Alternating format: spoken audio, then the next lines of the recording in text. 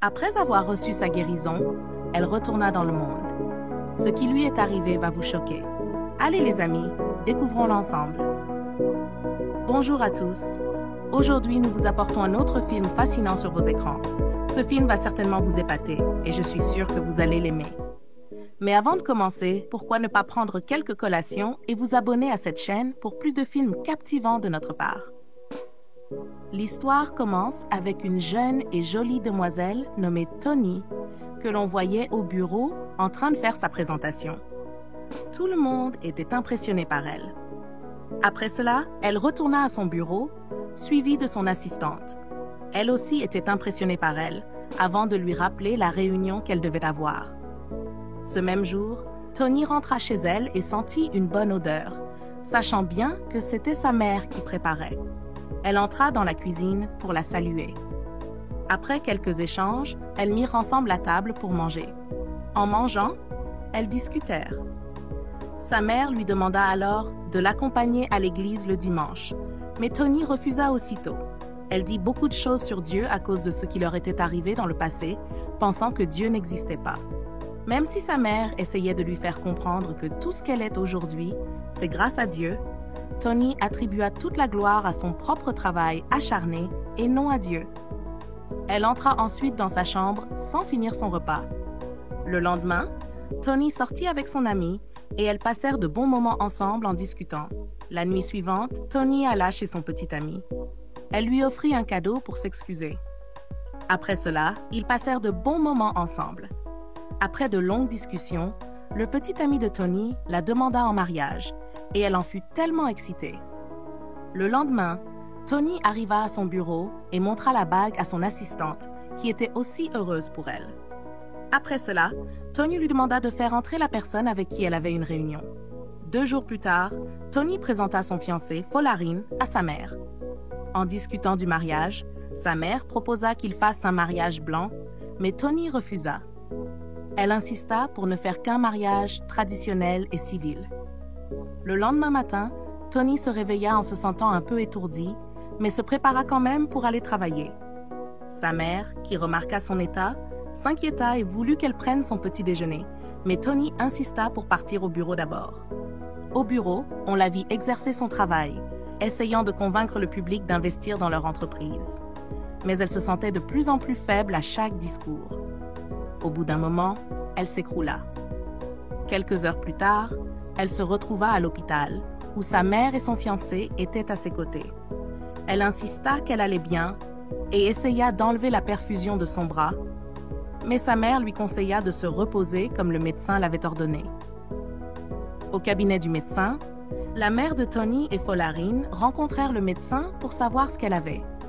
Le médecin leur annonça une nouvelle choquante. Tony avait un cancer des ovaires et seulement 3 à 6 mois à vivre. Question de suspense. Mais attendez, Tony acceptera-t-elle ce destin ou quelque chose de plus grand va-t-il arriver? Après cela, ils rentrèrent à la maison. Tony alla directement dans sa chambre, tandis que Folarin parla avec sa mère de l'emmener à l'étranger pour un traitement. Mais sa mère refusa, choisissant de faire confiance à Dieu et refusant d'accepter un tel résultat pour sa fille. Après quelques discussions, elle alla à la cuisine pour préparer le dîner. Dans la chambre de Tony, elle était bouleversée, se regardant fixement. Elle alla prendre son bain, toujours triste. Folarin frappa à sa porte, mais elle refusa d'ouvrir. Après quelques minutes, elle finit par ouvrir et ils allèrent se coucher ensemble. Le lendemain matin, Tony se prépara pour aller au travail, même si elle ne se sentait pas bien. Folarin était surpris et inquiet, mais elle l'ignora. En descendant, elle rencontra le pasteur qui voulait prier pour elle, mais elle l'arrêta aussitôt, de façon impolie, avant de partir. Sa mère s'excusa alors auprès de l'homme de Dieu. En sortant, Tony se sentait toujours étourdie, mais elle était trop têtue pour écouter qui que ce soit. Elle réussit à arriver au travail, mais n'allait pas bien. Son patron la trouva endormie à son bureau et lui dit de rentrer chez elle. Cependant, sur le chemin du retour en voiture, elle perdit connaissance.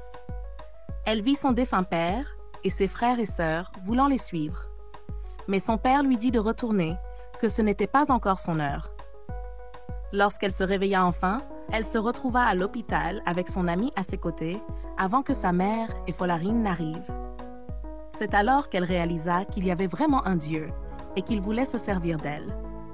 Le lendemain, ils rentrèrent à la maison alors que le pasteur leur rendait visite. Il prêcha à Tony et lui donna des conseils. Pendant ce temps, ce même jour, Folarin et l'ami de Tony arrivèrent. Ils lui parlèrent d'aller à l'étranger pour une opération, mais à leur grande surprise, Tony refusa, disant qu'elle ne gaspillerait pas d'argent pour ce que Dieu pouvait faire gratuitement. Son ami fut choqué, lui demandant quand elle avait commencé à croire en Dieu. Mais Tony resta ferme.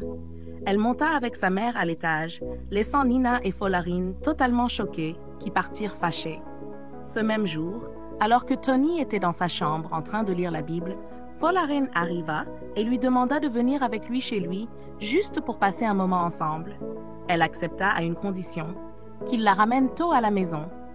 Ensuite, ils arrivèrent chez Folarin, où elle retrouva son amie, qui pensait que c'était sa mère qui l'avait convaincue. Ils ne savaient pas qu'elle avait déjà pris la décision de suivre Dieu. Ils étaient étonnés, mais en même temps contrariés par ce qu'elle disait. Le lendemain, Tony était au bureau et son patron s'assurait qu'elle allait bien. Il fit en sorte que toutes les tâches qui lui étaient confiées soient transférées à sa collègue, tout en lui garantissant son salaire complet. Cependant, Tony demanda à gérer le travail d'un client, ce que son patron accepta avant de partir. Un jour plus tard, Tony descendit bien habillée. Sa mère lui demanda où elle allait et elle répondit qu'elle sortait pour évangéliser. Sa mère fut surprise et insista pour l'accompagner, mais Tony refusa, préférant y aller seule. Elle partit aussitôt. Pendant qu'elle prêchait l'Évangile, les gens continuaient à la chasser. Même lorsqu'elle monta dans un bus, on lui cria de descendre. De retour à la maison, elle était épuisée. Sa mère lui apporta de l'eau et lui conseilla d'arrêter si c'était trop fatigant, mais Tony refusa. Le lendemain, Tony sortit encore pour évangéliser, mais cette fois, les gens lui versèrent de l'eau dessus pour la faire partir. Ce jour-là, en rentrant, elle croisa Folarin qui sortait de chez eux. Elle lui expliqua la situation, puis rentra. Folarin la suivit et ils discutèrent jusqu'à ce que Tony le conduise dans la prière. 2 mois plus tard, Tony, sa mère et Folarin furent vus à l'hôpital alors qu'elle s'excusait de son état. Sur le chemin du retour, Tony ne cessa de chanter des louanges.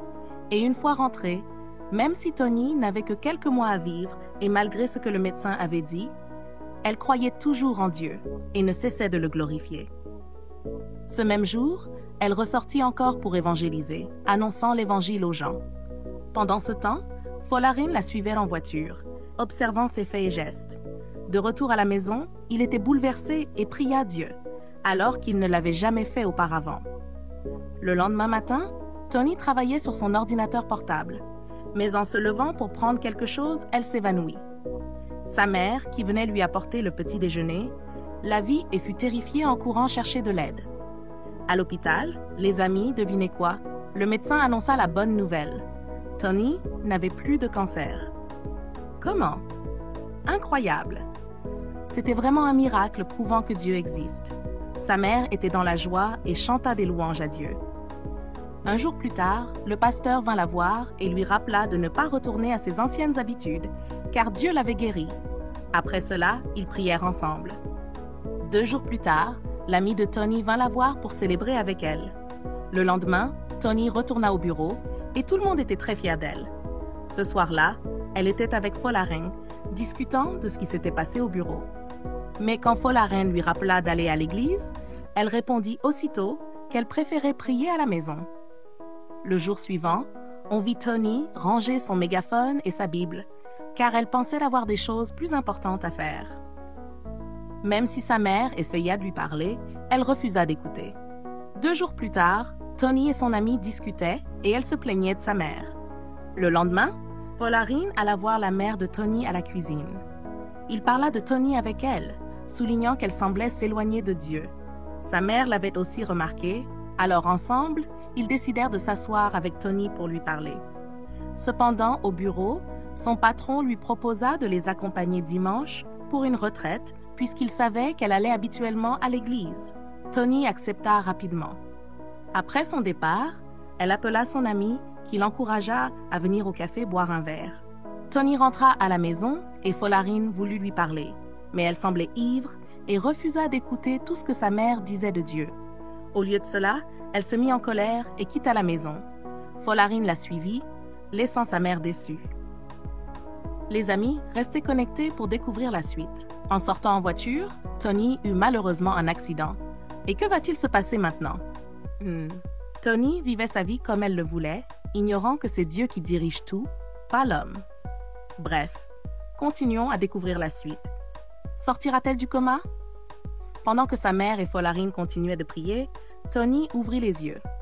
Elle avait reçu une nouvelle chance de vivre selon le but que Dieu lui avait donné. Waouh! Oui, notre Dieu est vraiment un Dieu miséricordieux. La leçon morale de ce film est que, peu importe ce qui arrive dans la vie, ne tourne jamais le dos à Dieu. C'est lui qui donne la vie, qui guérit et qui soutient. Merci de nous avoir suivis, les amis. N'oubliez pas de laisser vos commentaires, de partager cette vidéo, de l'aimer et bien sûr de cliquer sur le bouton d'abonnement pour plus de films éducatifs et fascinants de notre part. À la prochaine, au revoir.